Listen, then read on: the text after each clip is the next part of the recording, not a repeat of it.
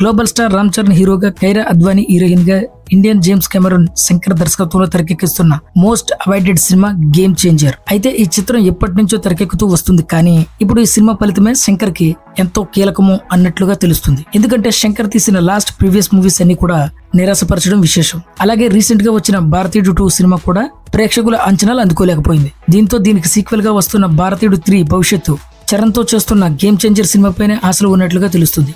ఇప్పుడు ఈ పరిస్థితుల్లో చరణ్ సినిమా ఎట్టి పరిస్థితుల్లో హిట్ అయితే తప్ప భారతీయుడు 3 సినిమాకి సరైన మార్కెట్ ఉండదు అని తెలుస్తుంది. అలాగే ఈ సినిమా నిర్మాత అయినటువంటి దిల్ రాజు నిర్మించినటువంటి సినిమాలు రీసెంట్ టైంలో పెద్దగా హిట్ అయిన సందర్భాలు లేవు. దిల్ రాజు నిర్మించినటువంటి ప్రీవియస్ మూవీస్ అన్ని కూడా చాలా వరకు నిరాశపరిచాయి.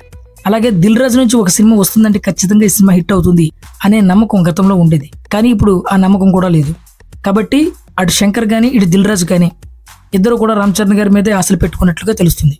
కానీ ఈ విషయంలో రామ్ చరణ్ గారి ఫ్యాన్స్ చాలా ధీమాగా ఉన్నారు.